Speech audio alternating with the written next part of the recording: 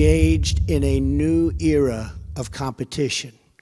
We accept that vigorous military, economic, and political contests are now playing out all around the world. We also face rival powers, Russia and China, that seek to challenge American influence, values, and wealth. We will attempt to build a great partnership with those and other countries, but in a manner that always protects our national interest. In exercises in the South China Sea, China's seizure last month of a U.S. Navy underwater drone, which it eventually returned, is considered a sign of what's to come from a more assertive Beijing government. And China continues to fortify its artificial islands. Trump's Secretary of State nominee Rex Tillerson voiced a much tougher tone with China. The island building in the South China Sea itself, in many respects, in my view, building islands and then putting military assets on those islands is akin to Russia's taking of Crimea.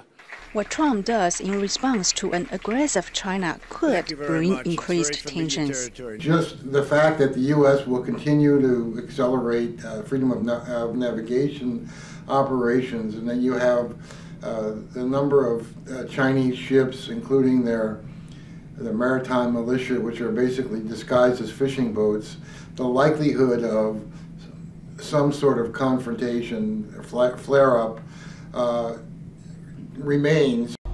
Observers will watch closely where and when the new administration carries out its first freedom of navigation operation in the South China Sea, a busy waterway and trade route. When you think about the amount of trade that goes through the South China Sea, $5.3 trillion, and the amount of U.S. trade that goes through the South China Sea, $1.2 trillion, it is the issue of our time, not just for trade, but the amount of countries that are involved. Tillerson said at his confirmation hearing that China should be denied access to its fortified islands.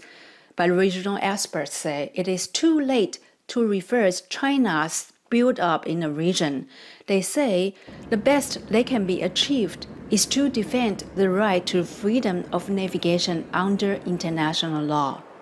Nike Chin, VOA News, the State Department. U.S. Navy warships sailed near a disputed island in the South China Sea. Now, China claims these waters. The U.S. disagrees, and this comes just hours, of course, before President Trump speaks with the leader of China, Lieutenant Colonel Rick Francona, joining us now. He's a CNN military analyst. Colonel Francona, thank you so much. First of all, surely this is going to come up in that conversation that the president's going to have later today, do you think? Actually, I'm not sure that it will. We conduct these operations all the time. We try to make them fairly routine. Anytime there is a claim that we don't recognize, we generally send either aircraft or Navy warships into that area. But we are very scrupulous about maintaining the proper, international protocols. We don't sail into waters that we don't recognize. So we're just telling the rest of the world, we're telling the Chinese that we don't recognize your claim to these waters, and we're going to demonstrate our right to be there. Not only our right, but anybody's right to be there. We try not to make these provocative, but they can be. And at times, it has led to military confrontation. Well, it's the second time that this has happened since the president took office. And I understand this is a guided missile destroyer based in Japan, and it was trailed by a Chinese warship. Is that common? Oh, of course, yes. But, and I say this, we try to make this routine, but, the timing of this cannot be overlooked. We're having these conversations with the Chinese right now about North Korea, and the president is about to engage in some conversations, with the Chinese president. So, one has to think, are we coordinating all this together? Is this one big master plan we're doing? One would hope so. In a first under President Trump, the guided missile destroyer, the USS Dewey, conducted a so-called freedom of navigation operation in the South China Sea, according to a U.S. official. Sailing within 12 miles or 20 kilometers of Mischief Reef, a disputed island controlled by China. The Chinese military swiftly slammed the move. We are firmly opposed to the U.S. behavior of showing force and boosting militarization, a defense ministry spokesman said. He added that the Chinese warned off the U.S. destroyer with 2 Chinese missile frigates. Earlier this year, CNN reported that the Pentagon turned down similar operational requests in an effort to ease U.S.-China relations. China has been steadily converting uninhabited reefs into military installations in the South China Sea, territory claimed by several nations. What China has achieved in the South China Sea is permanent.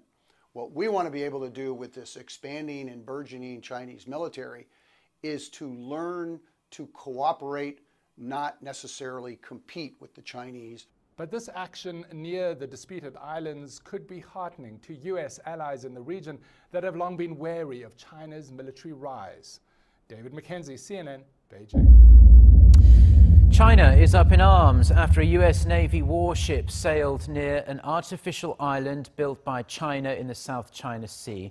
The operation near Mischief Reef on Thursday was the first freedom of navigation exercise under the Trump administration. With more on this and other news from around the world, we turn to Adam. So Adam, nearly all territories in the South China Sea are claimed by China, as we know well, and this includes reefs and islands also claimed by a great many other nations. Beijing is very unhappy about the presence of U.S. vessels in the area, but Washington insists its navy can sail in any international waters.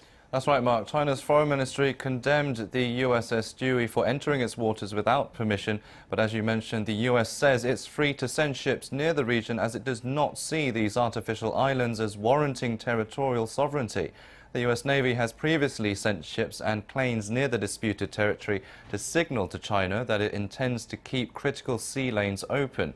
However, Beijing's foreign ministry said the vessel was trespassing and has been warned to leave, adding it was undermining China's sovereignty and security interests. The Chinese Navy identified the relevant U.S. Navy vessel in accordance with the law and warned it to leave. The relevant actions taken by the U.S. vessel undermine China's sovereignty and security interests and are very likely to cause an expected sea and air accident. We are strongly dissatisfied and are firmly opposed to that. The spokesman also said the U.S. move has disrupted positive efforts by China and ASEAN members in trying to resolve the situation in the South China Sea. With the concerted efforts made by regional countries like China and the ASEAN countries, the situation in the South China Sea is cooling down and showing positive signs of development. However, what the U.S. has done causes severe disruption to the process of dialogue and consultation. It will bring itself no good while hurting others. The latest USS Dewey operation is likely to weigh on U.S.-China relations as Washington attempts to draw support from Beijing on reining in North Korea. China's massive military parade in Beijing today delivered a very clear message far away to America. On grand display in the Chinese capital, new weapons, which U.S. officials believe are designed specifically to target U.S. military assets. A new ballistic missile with the range to strike the U.S. naval base at Guam, earning it the nickname the Guam Killer. A new anti-ship ballistic missile, which analysts call the Carrier Killer, unveiled today for the first time. And high above, a flyover by China's new J-15 fighter, soon to be deployed on China's own new aircraft carrier, its first. All this today watched not just by China's elite, but Russian President Vladimir Putin. The Pentagon brushed off the show of force. People know the strength of the United States, the strength of our military, and I think it's safe to say that we don't need to display it at parades necessarily for people to understand what the United States is capable of. Still, as President Obama gets ready to welcome the Chinese president to Washington for a full state visit later this month, China is increasingly flexing its military muscle far from its shores. Chinese Navy ships entered waters off Alaska for the first time this week. At the same time, President Obama was visiting. And China continues to militarize man-made islands in the South China Sea, waters the U.S. considers international. We came face-to-face with the Chinese military there on board a U.S. surveillance aircraft this May. This is the Chinese Navy. This is the Chinese Navy. Please go away quickly. China's Navy is going to be operating increasingly as a blue water navy around the world, and the United States is just going to have to get used to it. Though today's ceremony did not mention the U.S., a Chinese company produced this video showing a Chinese attack on forces very much resembling American ones, with an overwhelming Chinese victory.